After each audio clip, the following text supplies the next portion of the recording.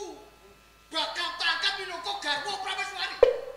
Kula badhe dipunangkat dados garwa Prameswari.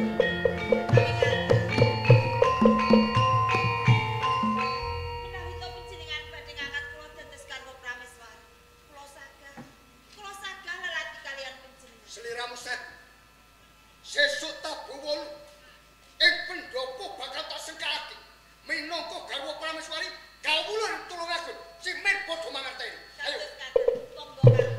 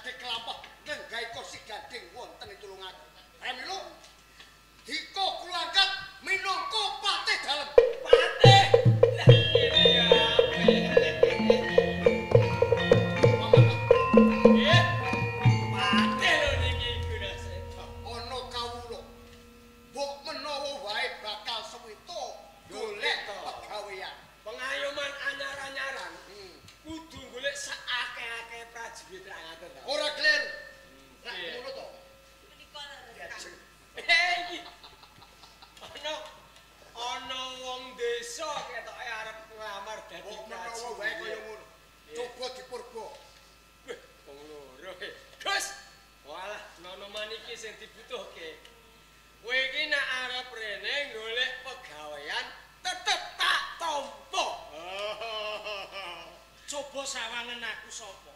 Panglingga kaloro paku ning ora pangling karo suaraku. Gunasanto. Suarane aku kenal. Apa? Sopo kowe? Lho jare kenal kok sapa piye? Ning aku rondok lali, Aku Pangeran Indra Kusuma nalika semono kok singkirke saka tulung aku. Kowe Indra Kusuma. Kaya wong keren saiki. Ya pancen aku ngudu slametku jalaran yen aku ora kanthi cara nyandikeun kaya mangkene lakon dening aku konangan Andalu. Ngene ya Indra Kusuma. Lah wong saiki sing dadi pengayoman iki kadangmu. Kaya nek kowe pengen unup urip ya ayo barengan unup urip ana ing Tulungagung. Kok gampang temen kuwi darbeke sapa kuwi darbeke dening Kanjeng Rama. Lah saiki wis kelakon kowe saiki wis ora duwe kekuatan apa bondo donya saduwe. Anjen Sliramu ora usah ucek-ucek. Bab perkara palungguhan ana ing kraton Tulungagung. Ayo. Bareng-bareng nyengkuyung adeke Tulungagung.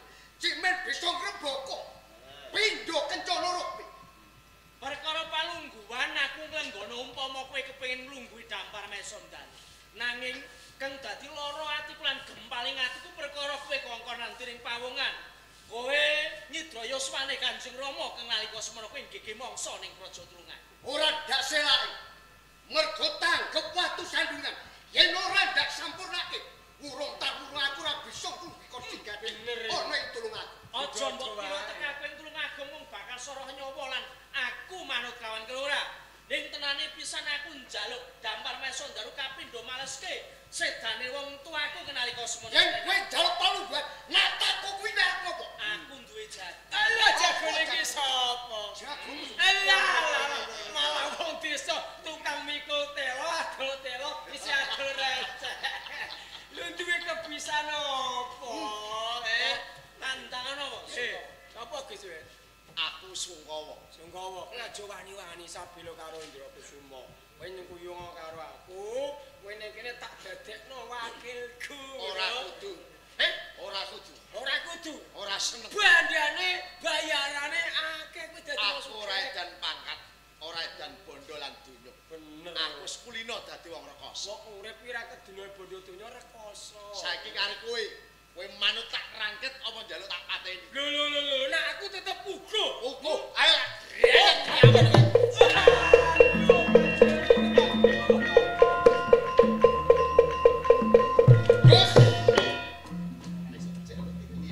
Sopo jenengmu? Aku Sungkawa. Sungkawa. Tak jaluk kanthi banget kawan kowe.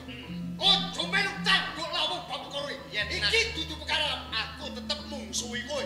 Mergo aku sambela karo Sendra Kusuma. Oh, tak kedepke. Ayo, yo tak buruani. Waduh.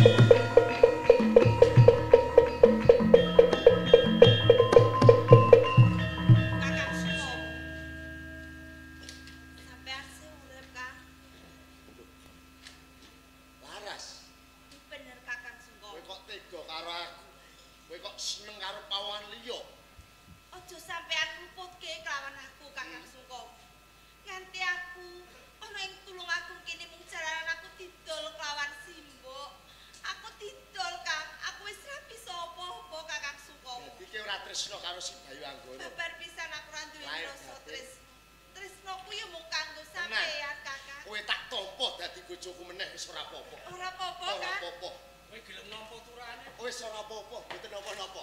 Gampang apik men to. Ah nggih, Jang Pangeran, saniki Tulungagung pun komplang. Ya, Jenengan kedah kan dados nalendra wonten ing kula. sungguh karo panyuwune sing kagungan gawe. Son dadi ratu yo. Nggih. Seksana tak dadi Ah ratu. nggih.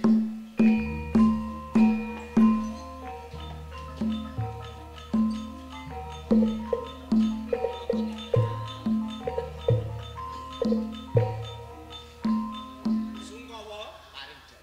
seksana aku bakal jejuluk Sang Prabu Indra Kusuma.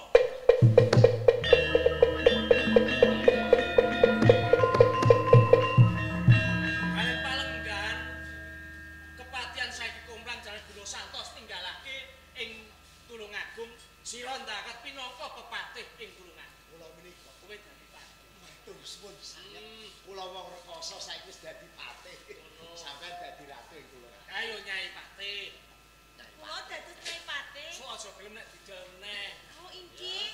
Ngene, Aku bakal manut lawan sampean. Sekretaring Praja ing Tulungagung kabeh wis sirna ing dina iki. Saiki gambar kabeh wono karahayon tak pasrahke lawan. Oh, ngaten nggih.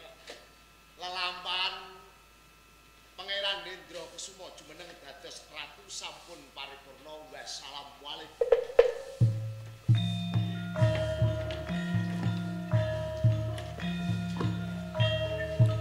Asong jarwa pangundange kadang werda